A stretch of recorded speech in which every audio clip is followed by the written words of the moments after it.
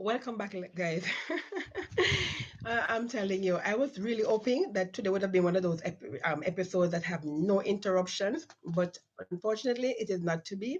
But in everything, I give thanks. Okay, so I am not going to knock the system. I'm not even going to say a word. I'm just going to continue. Yeah.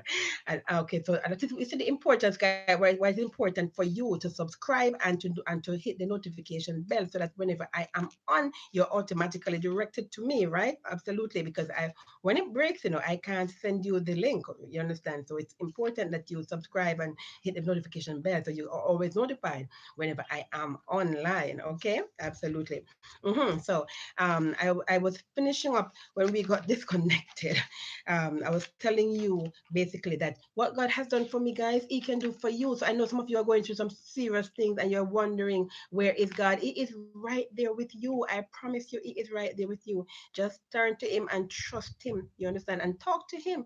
Like, oh, I'm talking to you now. That's how you talk to Him. You understand? He wants a relationship with you. You can talk to Him like I'm talking to you. I do that. You understand? Absolutely. And I see how he reveals himself through many different ways to me. You understand? Yeah, absolutely. He is a good God. And so sometimes when things happen, we don't know why they happen, how when they happen. And like I said, our job is not to judge what happens, but just to basically pray for those persons who are going through what they're going through, and just trust that they will be delivered, as as we all do, even myself.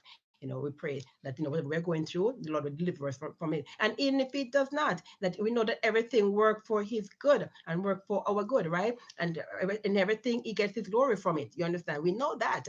And so sometimes when things are happening and we can't understand it, we just trust that He has a bigger picture. So we can't see that big picture, but in this bigger picture that He sees, it is working itself out for our good. Yeah. Every disappointment is God's appointment. Absolutely. So continuing. Meanwhile, the Jamaica Constabulary Force has reported that 27-year-old Jermaine Cooper, a higgler of Satan Crescent in Westmoreland, was shot and killed in his community on Saturday. It is reported that about 10:50 p.m. on Saturday, Cooper was at home when he was pounced upon by two gunmen who kicked open a door and opened gunfire, hitting him several times. The police were summoned and Cooper was taken to the hospital where he was pronounced dead. Yeah, even the midst, guys, of COVID-19 pandemic and curfew, right? You see what is happening um in this island of ours. Yeah. Okay, continuing. Pitching a working timeline of 4 to 6 weeks for the reopening of the tourism industry, the Jamaica Hotel and Tourist Association, the JHTA, says it fully supports the pre-testing of guests. The group also backs the wearing of masks by tourists. The lobby, which last weekend called for the government to set a timeline for the reopening of the industry, said these were two of the main areas of focus being proposed as part of the Tourism Task Force Committee led by Wilfred Bagaloo. Admitting that pre-testing was not foolproof, the association president, Mr. Omar Robinson, said it may not eliminate the risk associated with the COVID-19, but may reduce it significantly. While the wearing of masks by visitors would be in line with the recommendations made by the United States-based Centers for Disease Control, the CDC, and and the Jamaican government. The 30-page protocol, which is still to be approved by the Ministry of Health and Wellness, is expected to be ready by May 31st. The sector is harboring hopes of reopening by June 15th, even with a token number of guests.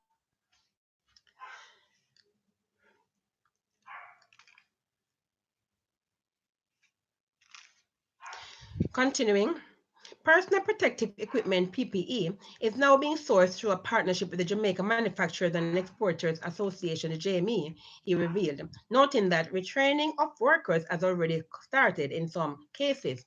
Our hospitality sector is touchy-feely, he says. Our people will not be able to hug and will have to learn how to smile with their eyes. Citing the paradigm of a new hospitality, the JHTA president argued that a hard timeline would allow us to plan so that we can work backwards by implementing the required safety protocols, acquiring the necessary PPE, that is the mask, the shields, infrared thermometers, etc., right? Training of the employees employees on these protocols, along with a general sensitization of the public and our international partners and potential guests. Tourism Minister, the Honorable Edmund Bartlett, said that he understood the reason for the appeal by the hoteliers, but did not feel unduly pressured by the influential group. According to the minister, as the number one foreign exchange earner, the country's economy is driven by tourism. He said that the sector provided around 300,000 direct and indirect jobs, and last year alone, Jamaica earned $3.7 billion from the tourism industry. Yeah, guys, um, I don't know.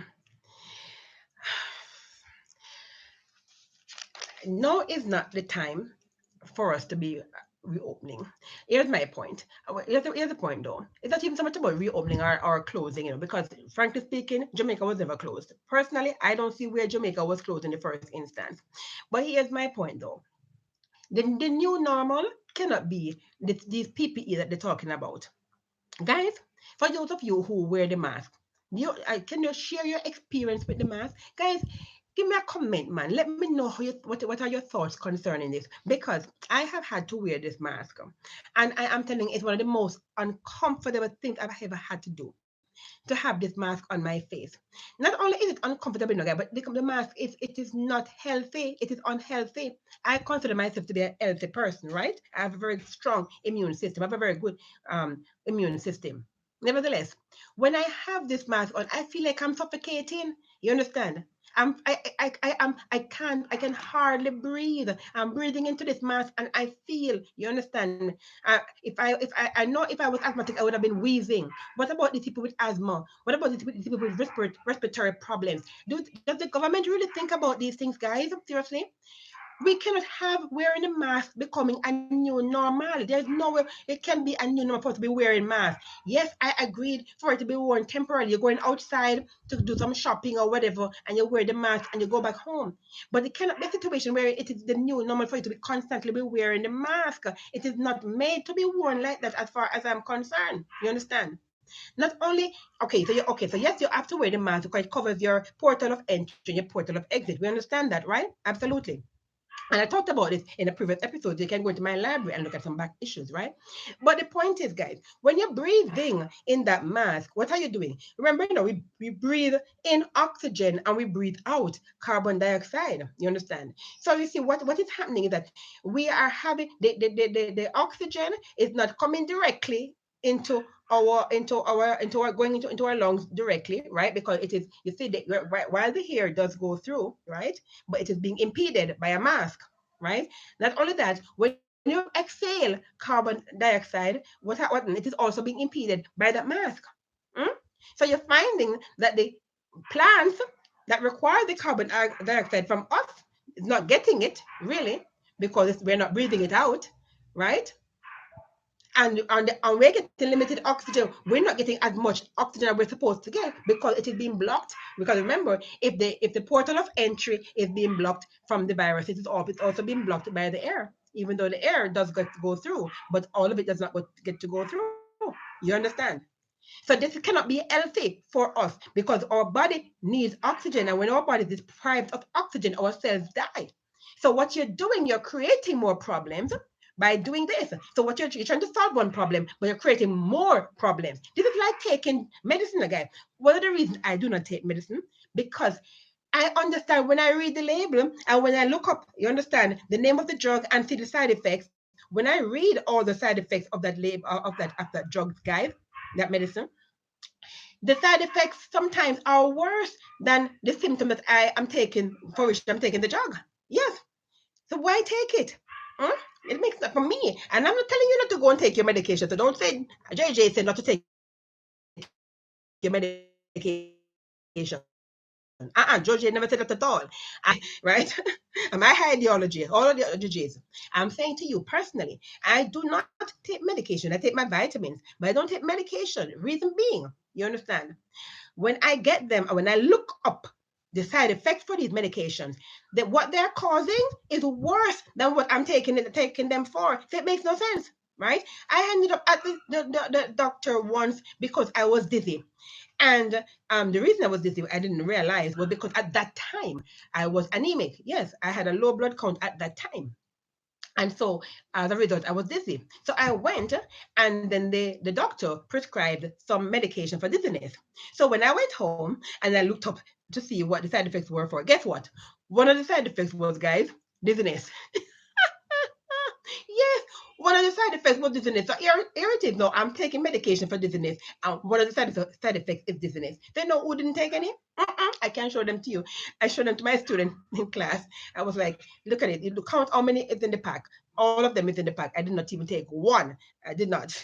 Yeah, and here I am today. And that was years ago. Absolutely. So, uh, so it is just crazy, really and truly. It's I'm not, and again, do not say I said you're not supposed to take your medication, guys. Okay, that's not what I said. Okay, what I'm saying to you is that to each his own. I personally don't, but what I'm saying to you, the takeaway you should take from this, the takeaway point is this: that you cannot wear the mask on a long-term basis. You understand? Because it will cause more health problems, right, than what we already have. More people develop, especially children. We're talking about the vulnerables. This is where the vulnerables come in terms of protecting them. You cannot protect the vulnerables by having them wearing masks as a new normal. It does not work like that. Absolutely not. Wearing of the mask cannot be a new normal. You understand? You're going to have a situation wherein you're going to have person developing more respiratory problems. Person who didn't have it before are going to have it, and person who have it are going it's going to become worse and lead to other things, because it can also lead to persons having a heart attack. Right? Research has shown that nurses who, the nurses, they use the PPE because they're in the hospitals, right? Well, go and do your research and you'll find that you'll see research have shown that nurses report that they develop headaches. They never had headaches before they used the PPE. And since starting to wear the mask, they have developed headaches. You understand? As a side effect of wearing these masks. So it's not a good thing for you to be wearing masks on a long-term basis. It cannot be a situation where it becomes a new norm. Absolutely not. Mm-mm-mm-mm. Okay. And so, and it makes no sense either. I mean, think about it, guys. Really and truly, as far as I can see, the wearing of the mask is more like a style more than anything else. Because even in Parliament, even in the press release, you watch these press releases and see they take off the mask and they're speaking. Now, supposedly, you understand, if you have the virus, it can travel 6 feet, 8 feet, how far? And these persons are sitting right in front of you. You take off the mask at the press conference, and you're speaking without the mask at the press conference. So, isn't your spittle flying? And virus will be flying if you were asymptomatic, for example. So you're using it, as far as I'm concerned, as a leverage, or you're only using it for your advantage when it suits you. But you're not always wearing the mask. No, because I see you're on press releases not wearing on press conferences, not wearing your mask. You're outside speaking without the mask because you see how difficult it is for you to speak with mask. Now think about this.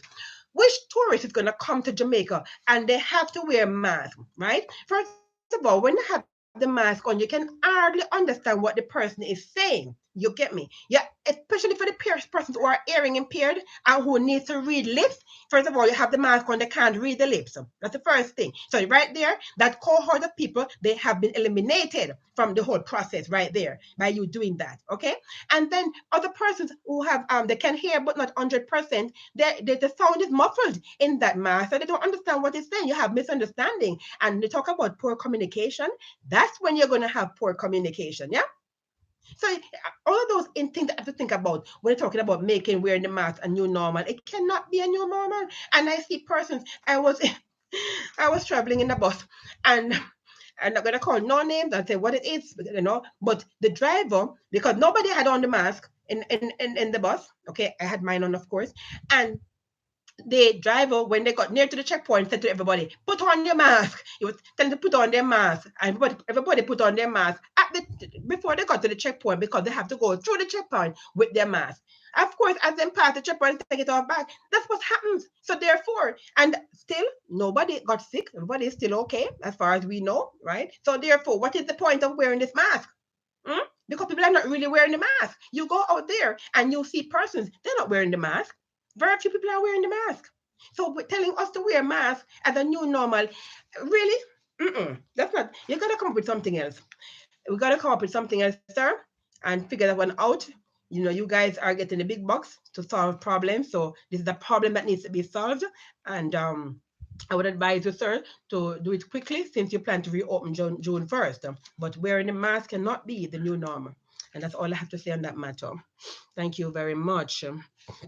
Okay, continuing, guys. So I gotta give you this one. So of course, the Prime Minister, he gave his Labor Day message yesterday, right? Being Labor Day. So I got to give you that. Now, of course, it would not be, it behooves me to give this to you. I could not end my program without giving you the Labor Day message for the Prime Minister and the leader of opposition, right? Absolutely. So according to the Prime Minister, the Honorable Andrew Holness, the COVID-19 pandemic has exposed just how fragile we are, right? And of course, the message was so long, guys. I'm giving a summary here. Understand? I'm not giving the details. I'm giving a summary because it was a very long message. I think it's about 12 or to 15 minutes. Yes. Okay. So he says, it shows us how fragile we are and how vulnerable, right, our connected world can be, right? We have experienced hurricanes, he said, and conflicts and economic downturns. But most of us have never experienced disruption of this magnitude and over such an extended period in our living memories, right? He said then he went on to talk about the national ID. He had, every opportunity he gets, he introduces the national ID system into his messages. Yes. So according to him, the needs it's imperative that we implement the needs post COVID 19. It has to become his words, the new normal way of life. The needs is going to be the new normal way of life. In his message, the Prime Minister instead of utilizing the flexi work arrangement law that was passed almost 6 years ago, that not many people use, but some companies do use that flexi law, right? The flexi work law. Mhm. And so that's going to be a part of the new normal also, and also creating a digital society. And in closing, the Prime Minister said that the COVID 19 um, a matter of fact, 10 minutes, guys, into his message was when the Prime Minister talked about anything to do with Labor Day. So 10 minutes into the message, he said, use Labor Day to clean up, fix up, and plant up. Of course, he showed us a video of him in his backyard planting up, right? Encouraging us to plant. I found out we have something in common, the Prime Minister and I, actually, because he loves ripe plantains and ripe bananas. And everybody who knows me knows that I do too. Yes, I'm a monkey when it comes to ripe bananas. Yeah, and so he encouraged us to plant ripe bananas and plantains, and he was even planting and pak choys, not his favorite, but he prefers spinach, by the way. And so he's encouraging us to have our backyard garden going because of course we see how fragile, right, globally, the lack of food, the food shortages can become a situation wherein but guess what, guys, I tell you, all things work together for good. I am so happy. I'm sorry for the loss of lives during COVID-19, but I'm happy for COVID-19 in terms of what it has brought forward, guys, because it has brought out a lot of good has come out of it. Because I've always been saying and advocating people must have a backyard garden, grow your own crop, right? We should not be importing so much.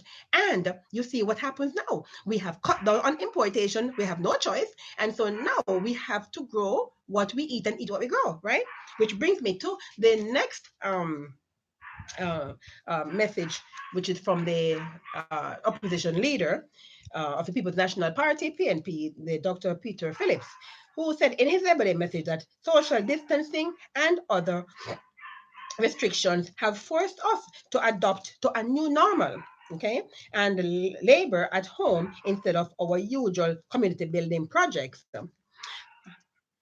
However, he challenged the nation to not only plant flowers, we love to plant flowers, but he also encouraged us to plant food and vegetables. Yeah, he referred to former Prime Minister, the late Right Honorable Michael Manley, who challenged us to grow what we eat and to eat what we grow, right? Dr. Phillips said if you don't own a plot of land, get a flower pot. He says his words, get a flower pot or an old drum, right? That's where you can plant your little vegetables and so forth in it. Yes, but everybody should be planting. Okay, planting your little vegetables and your little things in your backyard. Yeah. And if you don't, if the land is not yours, just get some flower pots and some old drums and do your planting. Yeah. hmm He also paid tribute to the frontline workers, pointing out the challenges that are faced by the security forces and health workers and the need um, for workers' rights to be protected, right? He said we must not celebrate another Labor Day in this country without righting these wrongs. Yeah, and the message continued. You can both of them are on YouTube, so you can always go on YouTube after my program, not while I'm going my program, after my program and watch and watch those messages. Meanwhile, according to the Honorable Desmond Mackenzie, um, it was at the St. William Grant Park that Sir Alexander Bustamante started the street activities for the labor movement, and also at that location that St. William Grant advocated with many friends the way forward for the labor movement. These guys were really big on workers, right? And unfortunately, it seems as if over the years, right, it has been watered down. But they were at the St. William Grant Park yesterday as part of the National Labor Day Project, guys. Restoring the monument, right? Both monuments of this Right Excellency Sir Alexander Bustamante and Right Excellency Norman Manley, right? Both of them, their statues became monuments in 2000 and 2002, respectively, right? And so they were both sculpted, by the way, by Alvin Marriott, right? Okay. And so yesterday they went to the park, cleaned up the park, paint up the park, looking splendid, as based on what I could see. That was the National Labor Day project yesterday. Okay, all right, guys. So oh, I should also tell you this one. Okay, I should give you this one. Should give you this one. So yeah, the minister Desmond Mackenzie, yeah, he basically expressed his sorrow. It's very sad at the passing. You heard that Councillor Milton Brown has died, right? So Councillor Milton Brown was also the former mayor of Maypen. So according to the Minister of Local Government and Community Development, Desmond Mackenzie, he expressed sadness at the passing of this former mayor, who died after a battle with cancer. According to Mr. Mackenzie, this is a great loss for the system of local government. Milton was a highly effective mayor. I can personally attest to his vision and hard work to improve the institutional capacity of local government in Clarendon. In the 2 terms, he served as chairman of the Clarendon Parish Council from 2003 to 2012. As the mayor of Kingston and St. Andrew during that time, I also got to see firsthand his commitment to local governance and his effective advocacy as president of the Association of Local Government Authorities of Jamaica, ALGAJ. Since becoming councillor for the Mineral Heights Division in 1998, Milton Brown endeared himself to his constituents and provided them with a special brand of leadership. His 22 years of dedicated service to the people of Clarendon has come to an end. He was always a fighter, a driven individual, and he rallied against ill health in the last few months. Even as I expressed condolences to his immediate family, friends, and the wider family in the Mineral Heights Division and the Jamaica Labour Party, I give thanks for his years of devoted, outstanding service to the party, to local government, and to Jamaica, Minister Mackenzie said. And Omega Live extends condolences and prayers to the family and friends of Councillor Brown. May his soul rest in peace. Amen. Of course. One last thing before I go into the international news quickly. So, guys, I don't know if you saw this thing. I mean, where the Jamaican flag. You heard about the Jamaican flag, guys? So, in what started out as a game on Twitter by Election Maps UK to alleviate the boredom, right, of stay-at-home orders during the COVID-19 pandemic, turned out as a nail-biting 64 rounds competition of 192 flags in the World of Flags 2020 competition. With guess what? Jamaica getting the nod over South Africa and Barbuda, right? The only other Caribbean island in the winner's circle. So Jamaica won, guys. Jamaica won. We have the best flag in the world. We can be proud of that, right?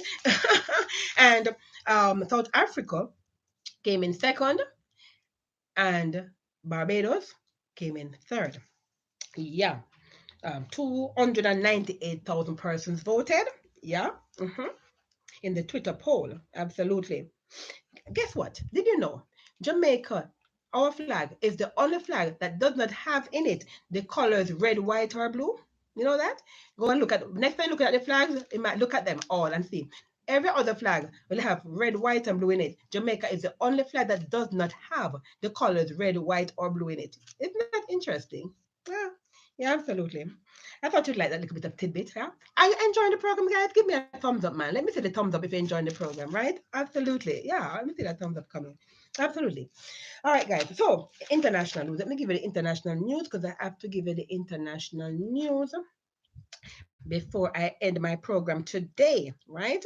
And I want to give this, especially if I don't even get to finish all my international news and I can pick it up tomorrow, there is one that I have to give you. It is very important to get this one.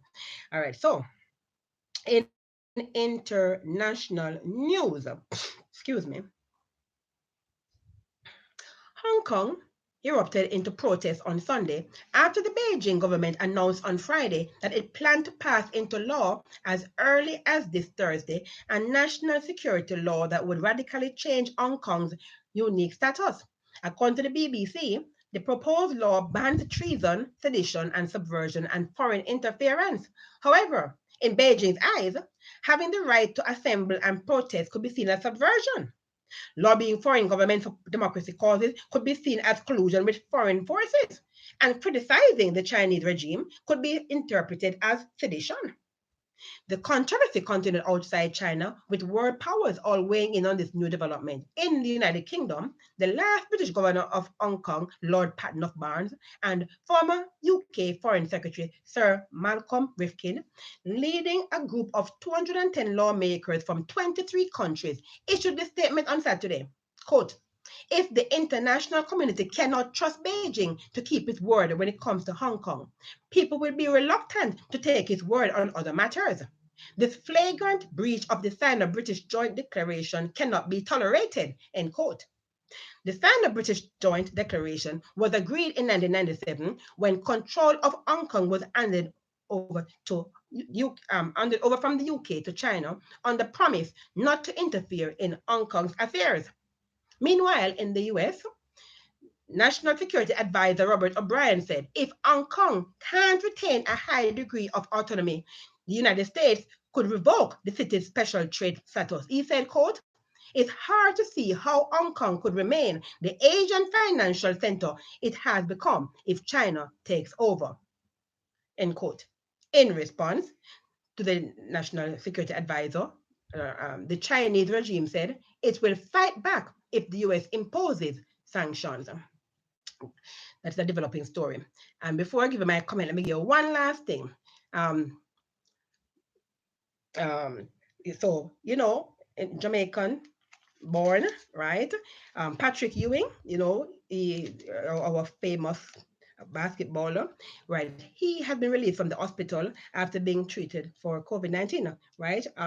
He had said on Friday, he had said on Friday that he was in the hospital being treated after testing positive for COVID-19. Patrick Ewing is one of the greatest players of all time. He is in the 50 um, greatest player of all time. Basketball, we're talking about, right? Absolutely. 50 greatest player of all time, Patrick Ewing. He has won two, he played twice in the, he won gold medals rather in the Olympic gold medals. He represented US, right, at the Olympics for basketball. And the US won twice gold medals. He was a part of the team. But he has never gotten a ring, guys. Never gotten a ring in the NBA. That's a sad part about this guy's career. Great, great player, one of the greatest players of all times, and never got an NBA ring, right? Went to the NBA finals twice. Yeah, but that ring eluded him. Yeah, well, he's recovering now from COVID-19, and we are happy to hear that, right? Absolutely. Yeah, and so, okay, so in closing, guys, let me comment on that last news that I gave you with regard to the Hong Kong situation. Okay, so here's my spiel on this. Very short spiel I'm going to give you on this, guys. It's a developing story. I will have more for you as the time goes. My question is, where does Jamaica stand with this issue with Hong Kong? And we have to stand in for something, guys, because guess what? If we stand for nothing, we'll fall for anything. You understand? So we have to take a stand.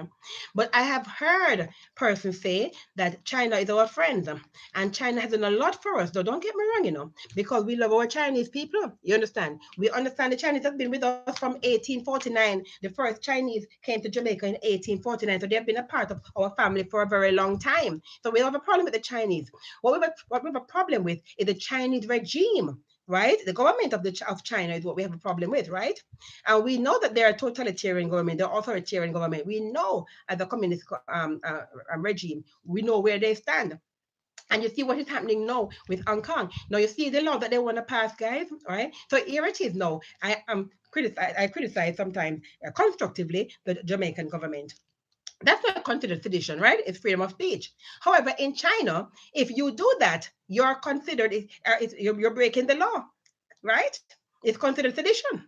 You understand? And you could be arrested just for criticizing the government. You understand? This is how serious this thing is, now, guys. People don't understand how serious this is. It is serious. You understand? And China is showing up their true colors around the world, and people are seeing them for who they are and recognizing. But what happened is that now that they have most of these countries in the clutch of their hands, so to speak, because many of these countries owe them billions and trillions of dollars, so they can afford to show them their true colors now. You understand? Because US alone hold them how many $1 trillion, right? All these countries hold them. Australia, all these Philippines, they hold them all this money. Jamaica, we hold them so much. So they can afford to show their true colors. You understand? But what's going to happen? Hmm? This is a developing story now, guys. I'm going to have more on this to tell you because believe it or not, it's going to affect us, right? This will affect it because they invest heavily in Jamaica. Yes, they do, right? And they say in times of war, now, guys, we want to know who your friends are, don't it? Absolutely. So if you think it doesn't affect you, it might not affect you directly, but indirectly it does affect you. Yeah. hmm But it's a developing story, and I'll have more for you. I'm keeping an eye on this story, and I will have more for you as the story develops and unfolds, right? Absolutely. All right, guys. So I've come to the end of my program for today, right? I just want to share one last thing with you, and actually, it's some tips that I have to share with you. Some tips. I got these tips from a retired inspector of police. Actually, it's one I got these tips for you. It's basically some safety measures, guys, for you to put in place because we're going digital, You understand? Whether we like it or not, we're going digital, and unfortunately, crime and criminals, they are just waiting to pounce. You understand? And at our vulnerabilities during the time that we try to go digital, right? And so, some tips from a retired inspector of police. It says it's up to us to take all the necessary precautions to protect ourselves from criminals, right? With modern technology, criminals are always ahead of us. While we are toiling, they have all the time in the world to plan schemes to rob us. So do not rely. This is the inspector of police speaking. He says, do not rely on the police as they are mostly reactionary. Okay? They usually